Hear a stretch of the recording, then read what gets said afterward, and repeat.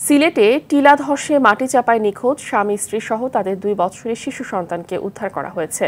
ভোরে মাটি চাপা পড়ায় প্রায় 7.5 ঘন্টা চেষ্টার পর মরদেহগুলো উদ্ধার করেছে সেনাবাহিনীর উদ্ধারকারী দল। এই ঘটনায় আহত 3 জনকে উদ্ধার করে সিলেট ওসমানী মেডিকেল কলেজ হাসপাতালে ভর্তি করা হয়েছে। প্রতিনিধিদের তথ্য ছবিতে বিস্তারিত জানাচ্ছেন মৌসুমী রহমান।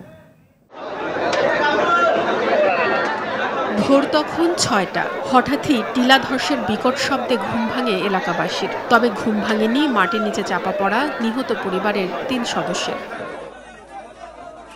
সিলেট নগরীর মেজর টিলার চামেলিবাগ আবাসিক এলাকায় চাপা পড়া আধা পাকা এ ঘরটিতে বসবাস করতেন 2 পরিবারের 6 সদস্য। ঘটনার পর দ্রুত শুরু হয় ফায়ার সার্ভিস, স্থানীয় সহ সিসি কর্মীদের উদ্ধার তৎপরতা। এই ঈদে কম খরচে বেশি আনন্দ উপায়। এখন যে কোনো উপায় এজেন্ট থেকে 25,000 টাকা ক্যাশ আউটে ইনস্ট্যান্ট 25 টাকা ক্যাশব্যাক। যত খুশি ততবার। তাৎক্ষণিকভাবে এক পরিবারের 3 জনকে জীবিত উদ্ধার করা হলেও নিখোঁজ রয়ে যায় অন্য পরিবারের 3 সদস্য।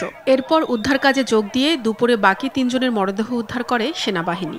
7:30টার সময় যখন ঘটনাটা ঘটে তখন বড় ভাই পরিবার তারা সজাগ ছিলেন।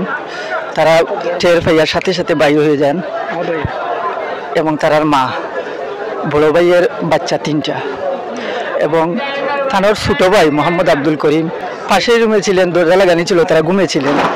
ওরা ডাকারই সুযোগ পান নাই। তারপরে তারা বাড়িতে মাটিটা সারা ঘরের উপরে পড়ে যায়। আব্দুল করিমের স্ত্রী এবং 15 মাসের একটা বাচ্চা। নিহতরা হলেন করিম উদ্দিন, তার স্ত্রী শামীমা আক্তার রোজি এবং তাদের 2 বছরের বয়সী শিশু সন্তান।